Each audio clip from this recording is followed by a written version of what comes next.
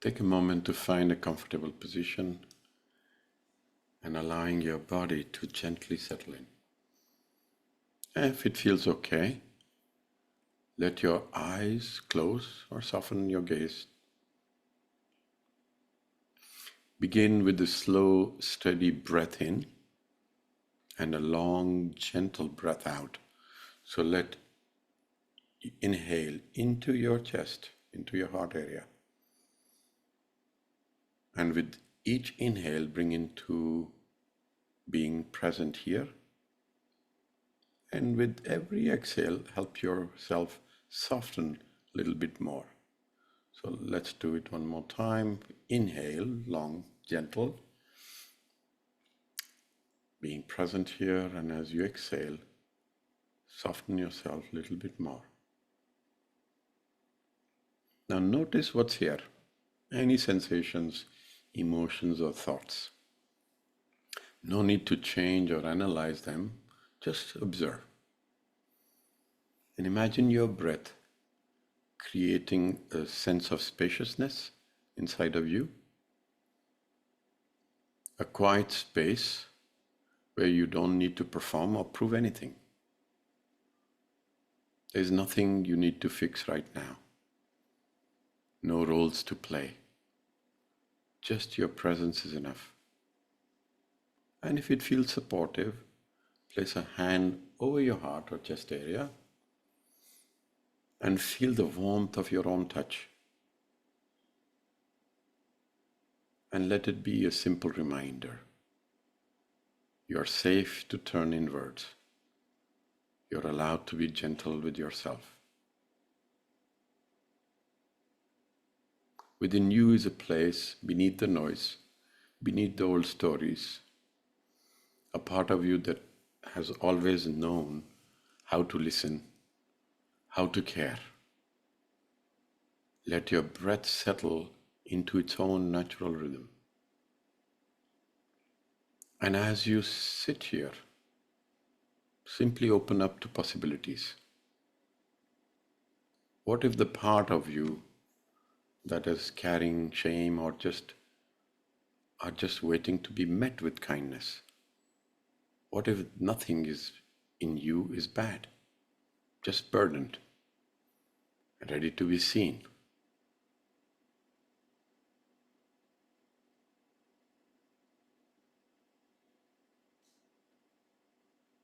When you feel ready, take one more nourishing breath and begin to return to the space around you, carrying a sense of calm curiosity and a quiet welcome for all that may unfold next. So let's begin with a little bit brief of what we are going to do. We'll start with around 15 minutes to gently deepen into our theme, shame and the story we tell ourselves. And we'll explore how shame quietly shapes the way we'll see ourselves, how it forms certain beliefs about our worth, and how parts of us have taken on roles to protect us from ever feeling that shame again. And this will give us a foundation of understanding, and we'll move from awareness into experiencing with the guided IFS meditation session, and that will follow with the tuning fork, if time permits, which we should be able to do. And then we will open up at the end of the hour with Q&A to support any individual questions or reflections. Now take a breath as we begin. This is your time. There's no right or wrong way to be here. Just your presence is enough. Now let's begin by gently naming something many of us carry, but we rarely talk about: shame. So shame is quiet. It doesn't shout. It whispers things like, I'm not enough, I'm too much, something is wrong with me. Unlike guilt, which says I did something wrong, shame attacks who we are at the core. It makes us feel like we are the problem. Someone I worked with shared how every time she made a mistake at work, no matter how small the mistake was, she didn't feel really good. She felt bad. And actually, she started to collapse inside. And it felt like proof that she was defective and unworthy. Her body would tense up, her thoughts would spiral out of control, and she would retreat into silence for hours. Not because the mistake was huge, but because shame said something like this to her: "You are a failure." Now, many people who grow up with trauma or emotionally unsafe environment develop a kind of emotional radar. They become deeply sensitive. They are constantly scanning for any form of disapproval, withdrawal, judgment, danger. That's what they call it. And when love or affection is unpredictable, shame often fills in the blanks. It says something like, "Oh, they are upset. It must be because of me." Another person I worked with described how, as a child, he leaned to he leaned into his bed and he would shrink whenever he would see his parents upset or fighting loudly. And that shrinking didn't stop in adulthood. They'd still feel the urge to disappear in a meeting. He would do that in relationships, especially when someone raises a voice. I would be believing deep down, if I take up space, I'll be too much and then I will be pushed away or I may be punished. Now, shame is clever. It often hides. It can live behind something called perfectionism or people pleasing or procrastination or all of them. Even harsh self-talk. It's that voice that says, "Don't mess up. Why can't you just get it right first time?" And it's, for many of us, it's so familiar, we may not recognize it as shame. We just think it's us. But here's the truth: shame is not who you are. It's something you have learned to carry, usually early in your age, often quietly. And often when you had no other way to make sense of the pain or disconnection, you took on shame. So in today's session, we are not here to judge or fix shame. We are here to gently name it, understand it, and create some space between you and the story it has been telling. If at any time it feels tender as we talk and as we work together, you're welcome to just place a hand on your heart and take a deep breath, or even step away for a moment. We are trying to create a space of kindness, safety, because that's the very thing that shame doesn't expect. And what begins to soften its grip is going to be kindness, safety. Now, how does shame affect or shape our identity and worth? Let's go into, so now that, let's see how shame doesn't just visit us in moments, it actually begins to shape who we believe we are. Now, shape creates an identity stories, not just feelings. It doesn't stay surface level. Over time, it becomes a lens.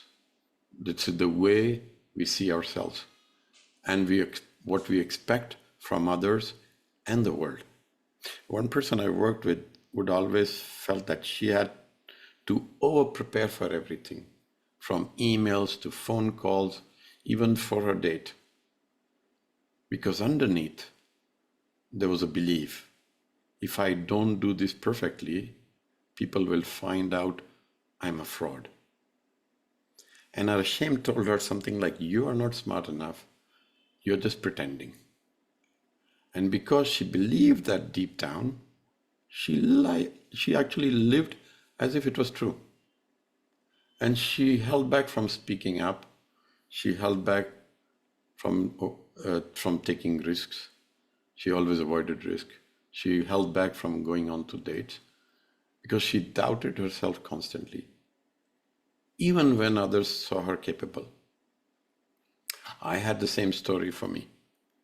When I started my journey 15 years ago, I always used to feel I'm a fraud, despite people telling me that they are getting good results working with me. So it takes a long time to recognize and understand and then get over with it. And these beliefs often start early, when we are still forming our sense of self. If a child feels criticized, ignored, or only conditionally accepted, they don't think my parent is struggling. They think I must be the problem. It's my fault. Someone I worked with remembered being told to man up when he cried. Over time, he came to believe my feelings are weak and I am weak. And even as an adult, he would struggle to express vulnerability in relationship because the shame had shaped his identity, something like, I am not lovable because when I'm emotional, I am not able to man up. And once he believed that shame story, it becomes self-fulfilling prophecy. We may isolate ourselves to avoid judgment. We may overcompensate with perfectionism. Or we may numb ourselves with food, with screen, busyness, or substances. Anything to avoid that sting of I'm not enough. However, there's a hope, and here's the hope. These identities we carry. I'm too much, I don't matter, I always mess things up, it is all my fault. They are not who we are. They are survival stories, formed in pain, but never meant to be permanent. And just by beginning to notice them, we start to loosen their grip onto us.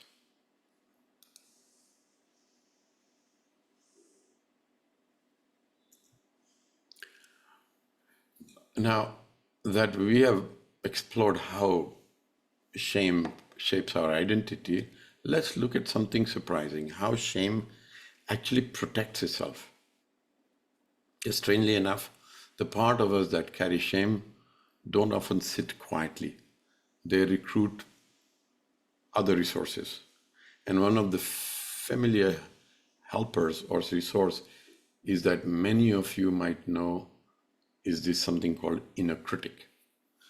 Now, inner critic shows up as this voice inside as a judge that scolds or shames or even more. Someone I worked with would freeze whenever she had to speak up in meetings. And after she would say something like, I hear an inner voice which says, why did you say that? You sounded so stupid. And it wasn't just painful, it was exhausting. But over time, she realized that the voice has been trying to protect her by criticizing her first before anyone else would do. In an IFS session, you would always hear me say, and I always do that, is we have this critical voice that may come in and we politely ask to go into a waiting room. And sometimes it insists to come in, to be heard first. And that reveals the reason of being critical, which is always to protect from some kind of fear. Now, this part, the critic, believes that it can make you feel small or ashamed early. And if it does that, it can keep you from doing something risky, like showing up, speaking out, or even being seen. Another person I worked with, I supported, struggled with starting creative projects. Every time she sat down to write and start a new project, a voice would tell her, what's the point? You will fail anyway. Now that part wasn't trying to sabotage her. It was trying to prevent disappointment. It believed that if I stop you from trying, I can protect you from being hurt again. And she had a hurt in her childhood. So the inner critic often mimics voices we have heard before. It might sound like a parent, a teacher, or a childhood bully. Not because we want to hear those voices again, but because some part of us internalize them to keep you safe. It learned, if I judge myself first, I can avoid the pain of being judged by others. So here's the reframe that you can do. The inner critic is not your enemy. It's actually a loyal but misguided protector built in response to shame. And it tries to keep you safe by keeping you small. But the truth is, you don't need that kind of protection anymore. This was needed when you were little. And today, what we will try and do is we'll try and begin to meet that voice, not with fear or silence, but with curiosity and compassion. Because when we listen, even our hardest parts start to soften. So now that we have looked into how shame forms and how it protects itself, it's gently turned to what becomes possible when we stop believing shame's version of our story. Now, shame creates a story that often becomes a script we live by, usually without realizing or even rationalizing it. I once worked with someone who always avoided asking for help. On the surface, she seemed independent, but when we explored deeper, she revealed a story: if I need help, I'll be seen as weak and a burden. And that belief came from her childhood, where needing support led to being shamed or ignored. So she built her life around trying to prove that she doesn't need anyone's support anymore. And it wasn't truth. It was a script shame had written for her. Now, those stories usually begin when we were young, as we said, and trying to survive something confusing or painful. Someone I worked with, he would always say, I ruin things. That was his internalized story. Because after watching his parents argue constantly when he was in the room, even as an adult, whenever a conflict happened at work or in relationship, he would often withdraw or over apologize, believing he must have been the cause of this flare up or this conflict. The belief wasn't logical, it was protective. His younger self had absorbed shame to make sense of what felt out of control. Now, what's powerful in this is that these shame-based stories are not fixed truths. They are interpretation from a time when we didn't have the full picture or the inner support we now have. I remember one person who said, after some deep reflection, maybe I've been living as if I'm an 8-year-old still, trying to keep everyone happy so that they won't leave me. That moment wasn't about blame, it was actually about clarity. She realized she didn't have to keep performing to get love. Her worth didn't need to be earned. Now, rewriting story doesn't mean denying the past. It means allowing a new understanding to emerge. And that starts by turning towards the part of us that carry those old messages. And not to correct them, but to listen to them and to ask, what does this part go through? What was it trying to protect me from? And from that place of curiosity, we begin to change the story, not by force, but through compassionate attention and getting insights. So now let's take a moment and begin to notice your inner story that you have been trying to say. Okay? And then we can work on that. So here are 2 questions that I put for you. I sent it out as well to the group. Can you remember the time when you felt a sense of shame, perhaps a moment when you wanted to hide or felt exposed?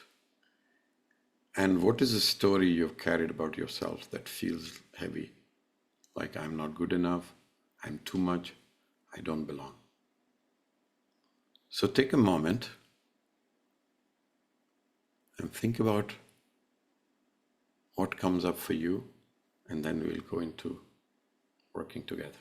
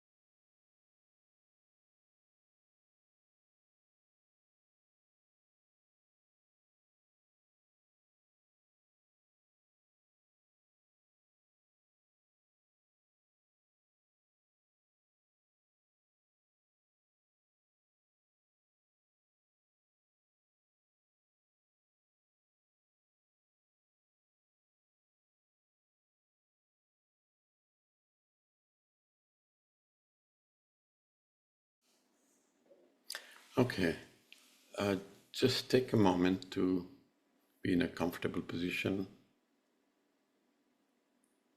and allow your body to settle in.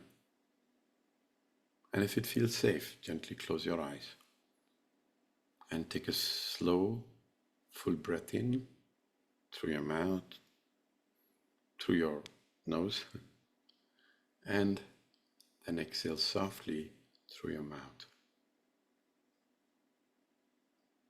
Inhale through your nose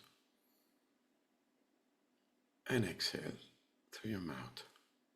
And with every breath, invite your system to soften, your body to feel safe. Let this breath be an invitation to go inwards. Now imagine a space, real or imaginary, that feels safe. It can be a person, it can be a place, it can be an event. Could be a forest, a room, field, or simply a space within. And let this be your inner sanctuary, a place where all parts of you are welcome.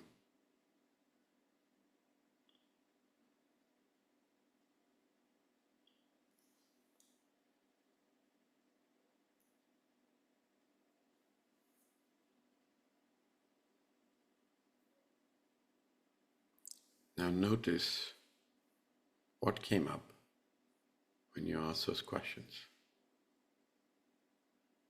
Maybe there's a voice or a feeling that you've been carrying. Maybe something persistent came up that often shows up and feels like a burden. It might come as a judgment, a belief. Let yourself sense what you hear and where that energy lives in your body.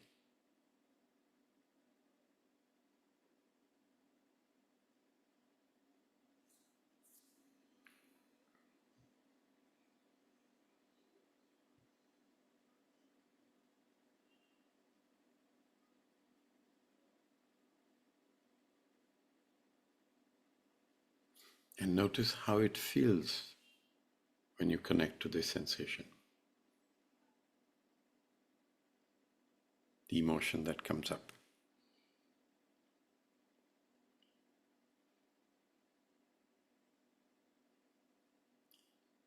And see if you can become curious to understand a little bit more about this part of you that carries that burden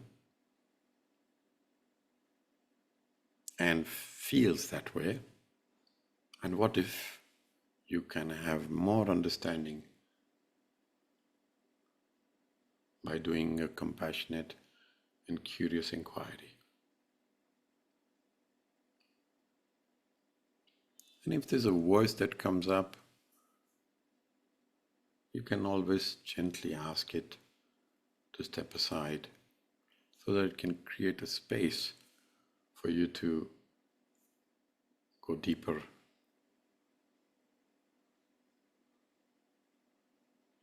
And so, from this place of curiosity, gently ask to this area in your body where you feel that sensation,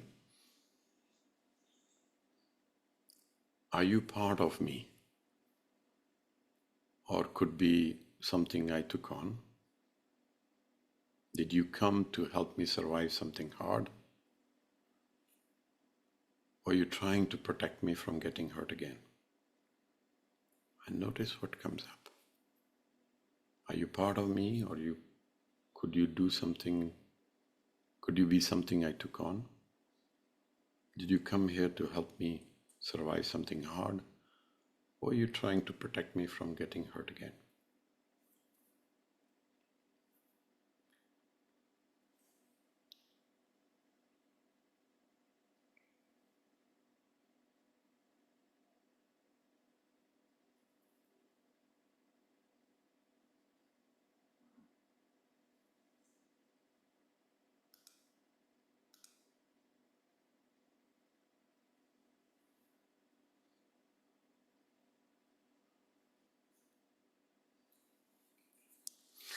And if the voice or the feeling comes up,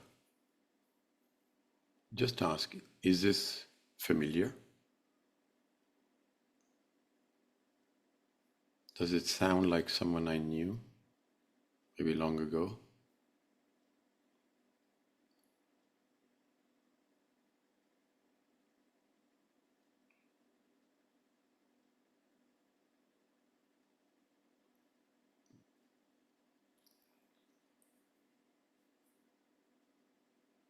Whether you get a clear answer or just a feeling, just offer it your thanks and say, I'm not here to get rid of you. I just want to understand more. And if another part steps in, or you hear some other voice in your head which is like critical, trying to stop you or distracting you, gently say, thank you, I know you're protecting me. I'm not forcing anything, I'm just witnessing. So ask it to let you create some space just for now.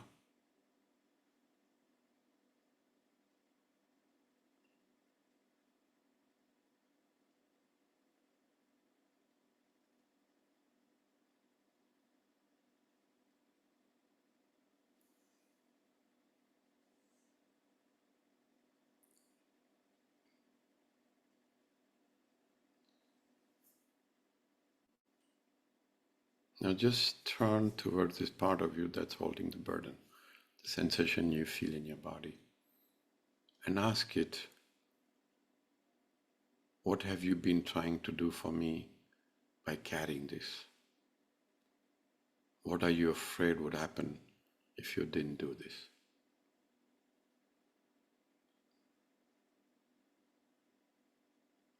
What is the purpose?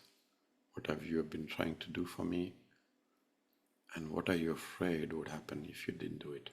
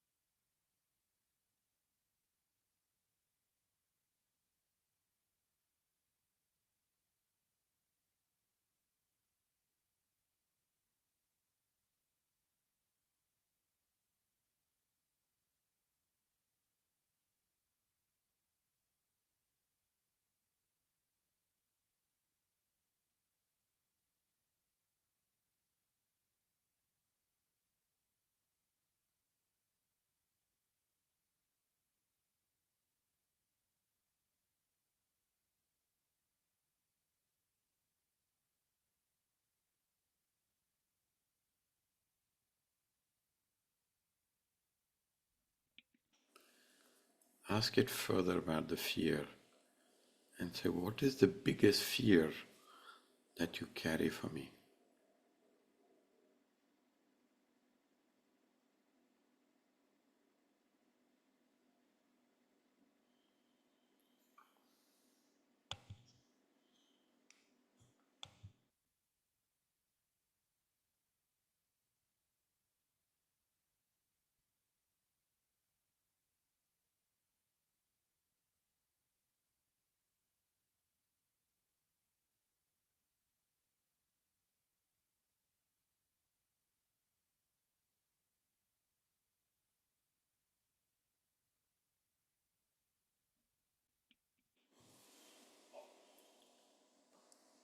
And now ask it, how do you impact my day-to-day life,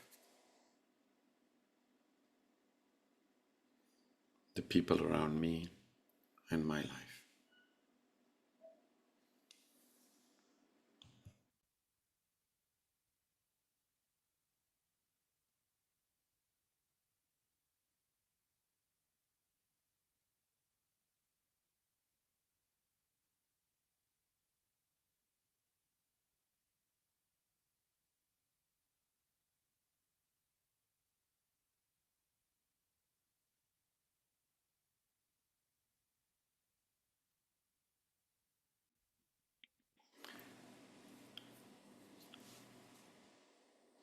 And see if you can now ask, since when are you playing this role for me? Since when you have been holding on to this? How old was I when you took on this role? And what was happening then? Take the time. Stay curious.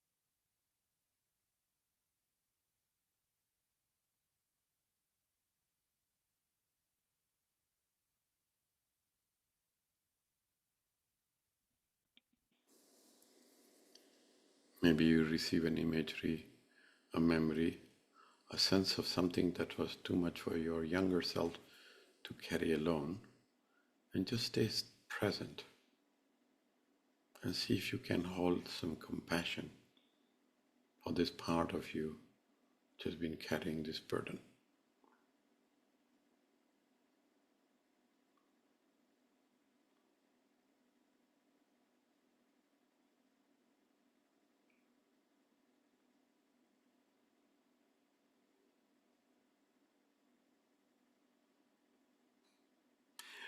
And now ask a question to this part of you. Do you still need to carry this? Would you like to set it down? Is there someone or somewhere or some way you like to let this down or set it down or return to someone?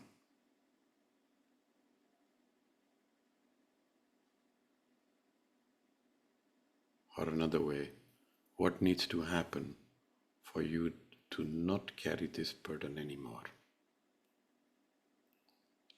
What do you hear?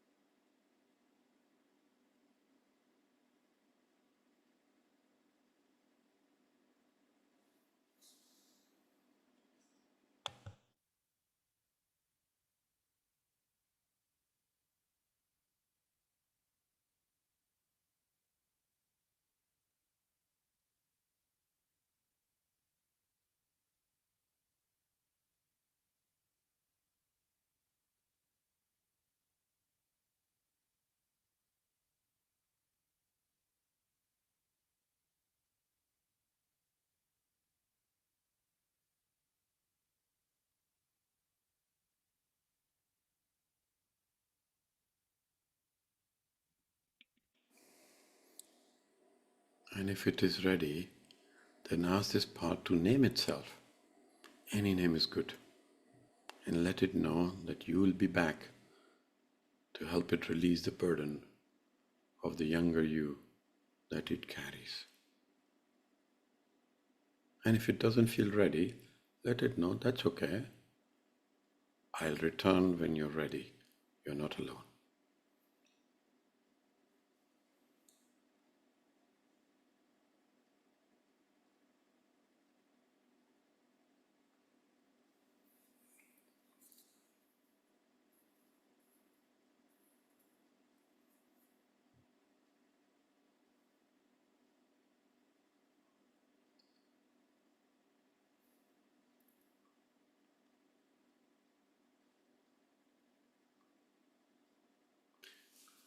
Just notice how it feels to you now in your body. If you sense a shift, lightness, warmth, ease, just let it be. Let it settle into your system like a warm glow. And just do a check-in. Is there anything else that still wants any attention? Or is there a sense of rest, of completion for now?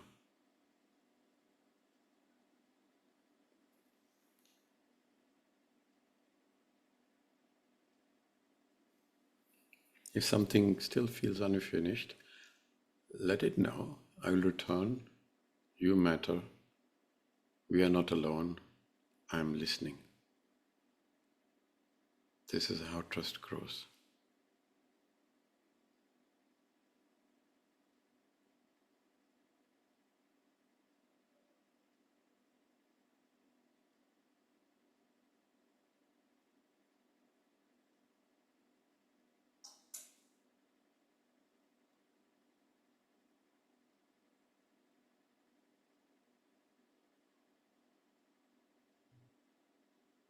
And take a moment to thank whatever part came up.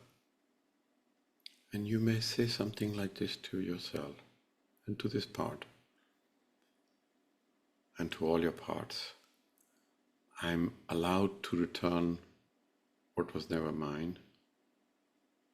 I'm allowed to rewrite my story. I'm allowed to come home to myself. I'm allowed to return whatever was not mine. I'm allowed to rewrite my story. I'm allowed to come home to myself.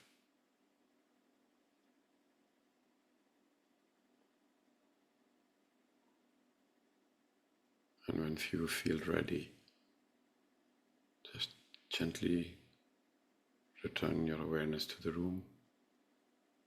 Feel your seat, your breath. And when you feel ready, you can open your eyes and we will move. Let it settle into you, what came up, and we'll prepare for the tuning fork session.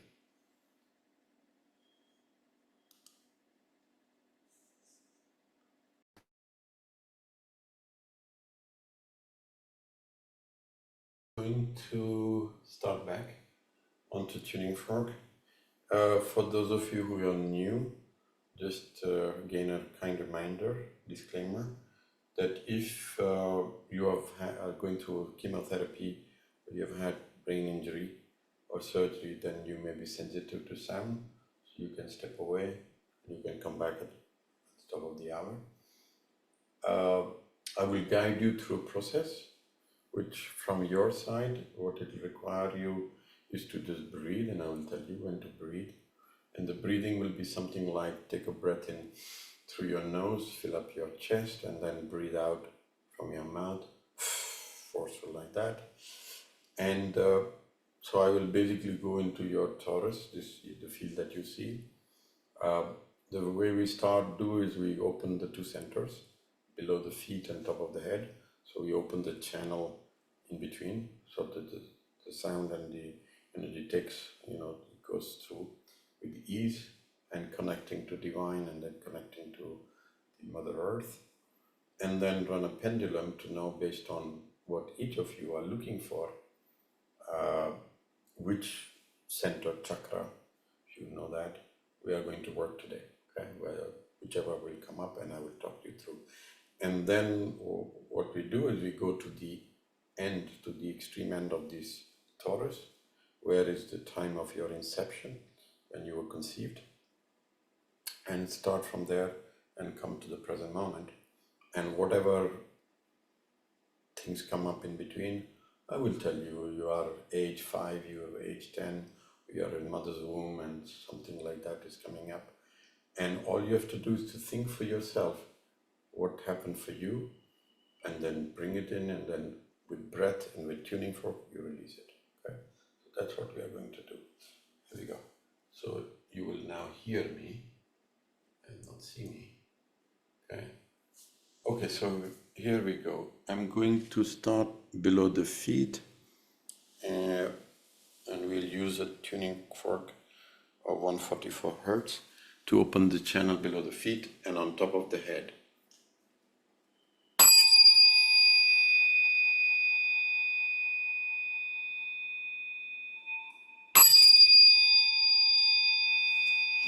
So I'm now pointing below the feet and opening the channel from feet to the top of the head through your backbone.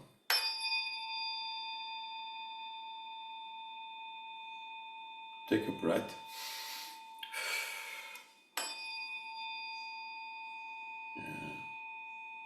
A lot of blockage in the third center, solar plexus.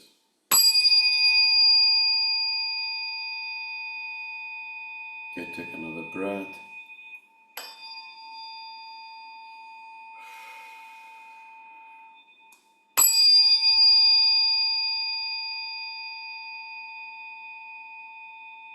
It feels like pain.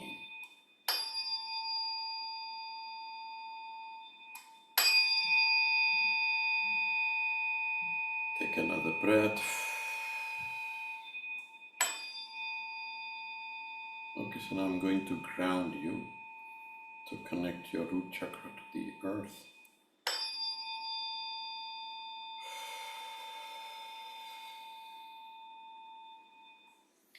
Okay, so I'm going to go to the top of the head, and then we open the channel from the top of the head through the feet.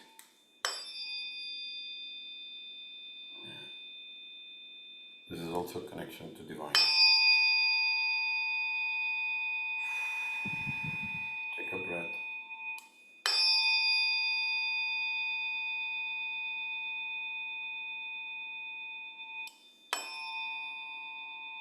It's getting stuck in the second center, belly area.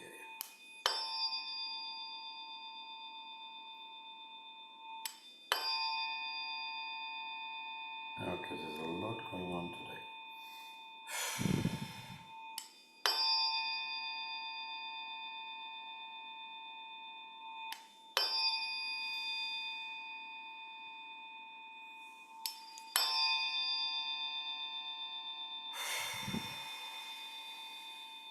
Take a breath.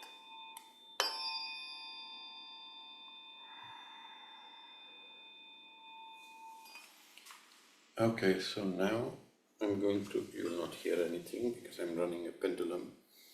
So I start from the root, first center, and then go to the second center, solar plexus,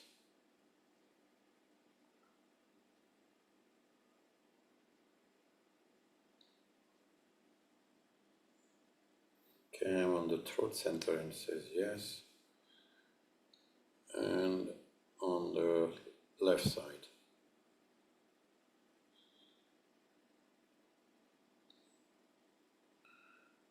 Interesting. Okay, so what it means is, so it's on the left side of your throat center, which means there are two kind of things that are there. One is speaking your truth, and the second one is living your dreams. emotionally.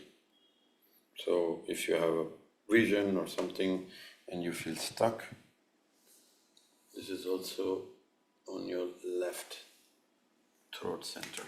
Okay, so I'm going to start by going to the edge from the time of when you were conceived, and I will start with the other tuning fork, the 174 hertz. And what I do is I will strike, and whatever comes up I'm going to share with you, emotion, timing, everything, whatever comes up I'm going to share with you. So I'm going to start from the time of your conception and then go in to the present moment. Okay, here we go.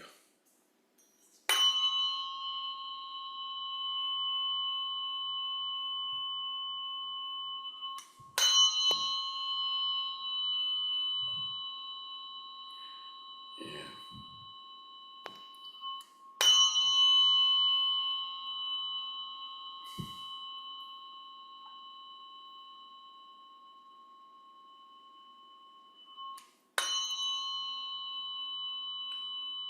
Ah, wow. Okay. Throat. You and I am being blocked, so stay with that.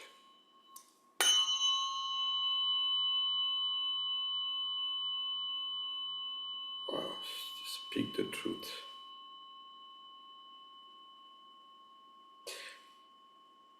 Okay. What he's saying is that who you are, you forgot to tell the truth about yourself at the time of your inception. So please, if you can, connect to that being, that little cell of you. Take a moment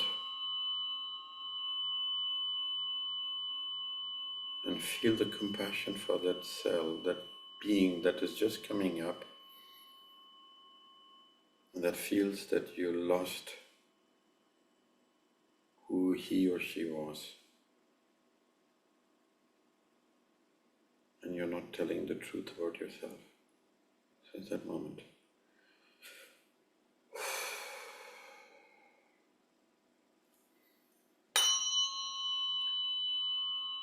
If that holds true for you, just see if you can just send love to that being who's just being formed and say, I hear you,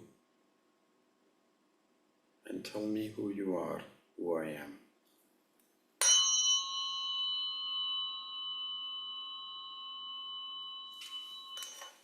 And just see if you can welcome whatever comes up for you. I've changed the tuning fork.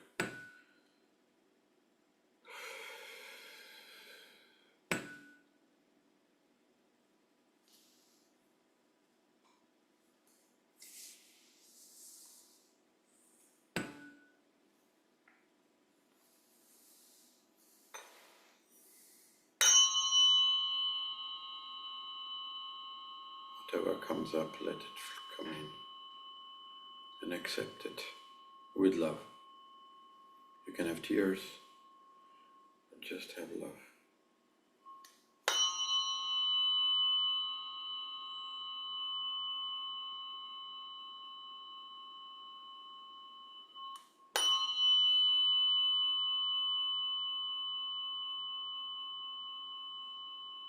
And if you feel pain in your left, it's okay.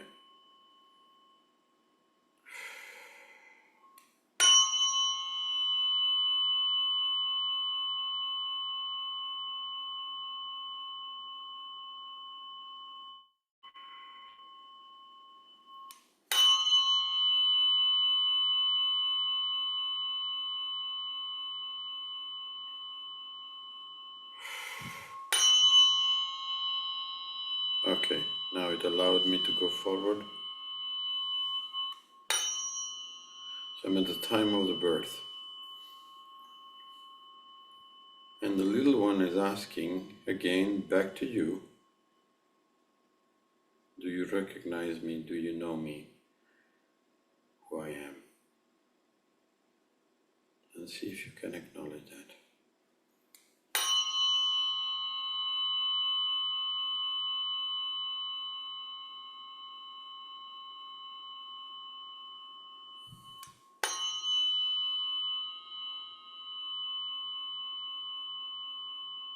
Send love to that little one.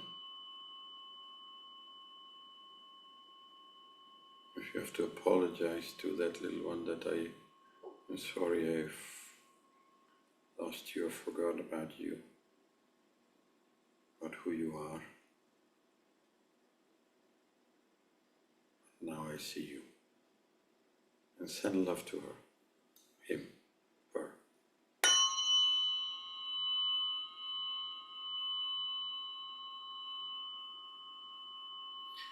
And send love to the mother, the father, the nursing staff, everybody around the little one, but especially the little one.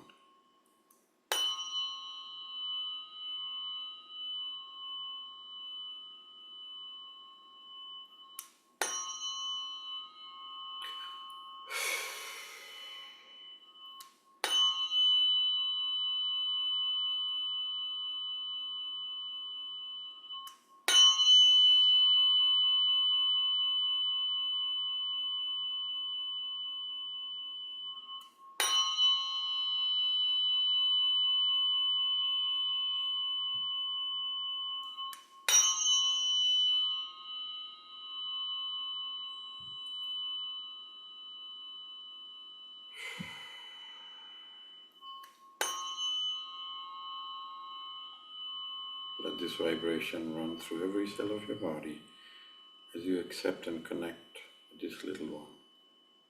And just feel love for the little one.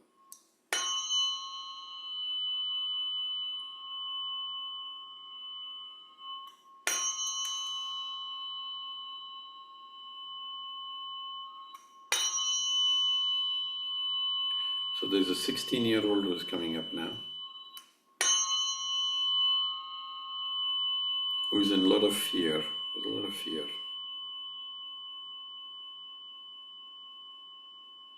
See if you can witness, and whatever comes up as a wisdom to say to that 16-year-old,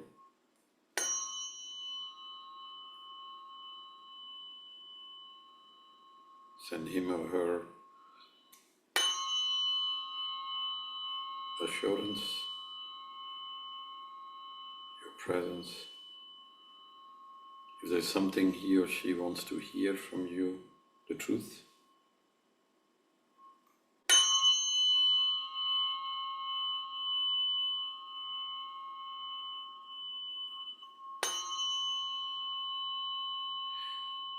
oh, it's 21, 22.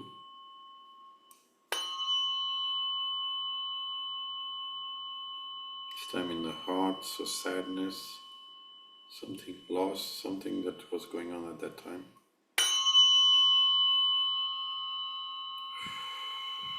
Again, see if you can witness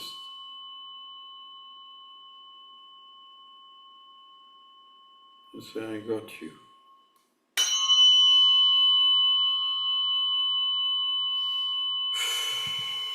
Breath.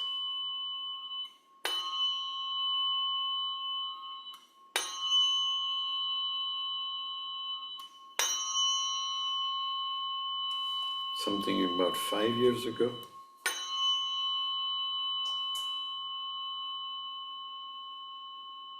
Bring that into your awareness.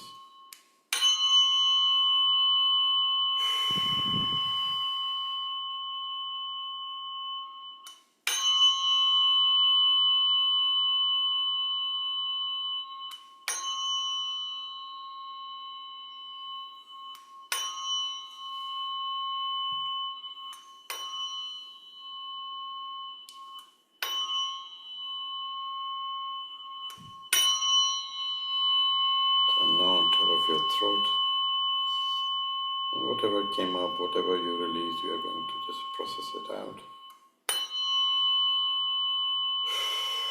breath.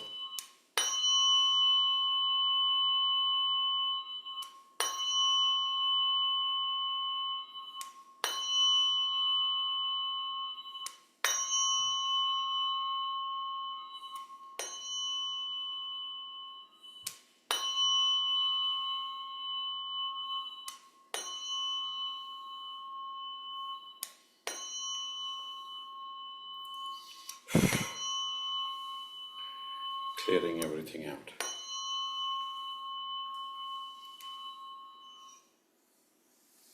Okay, we'll start to begin to close. So the process continues for next 48 to 72 hours.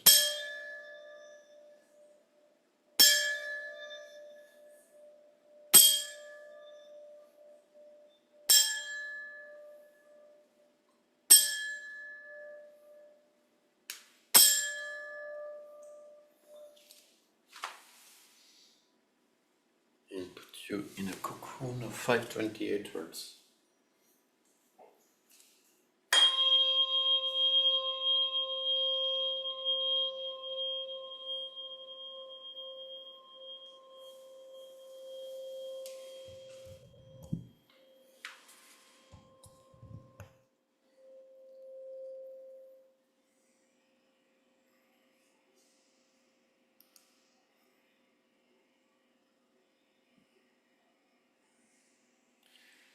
Now just take a breath into your heart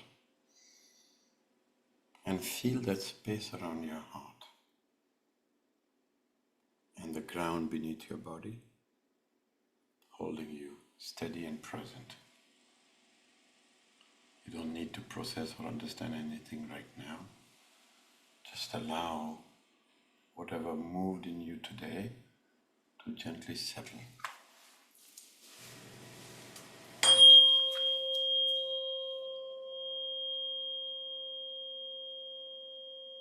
Let your system know it's okay to rest now. What needs to stay will stay. What needs to go has permission to leave.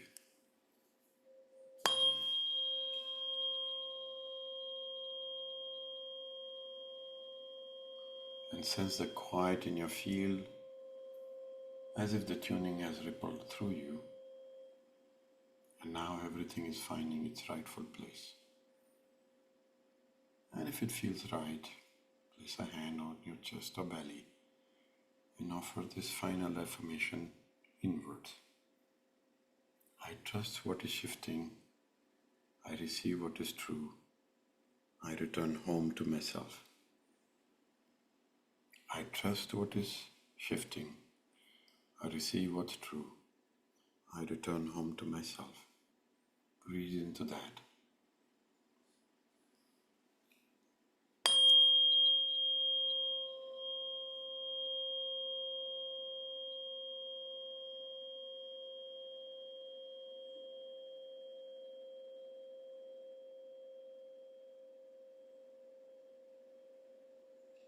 And with your own pace, start to come back and be.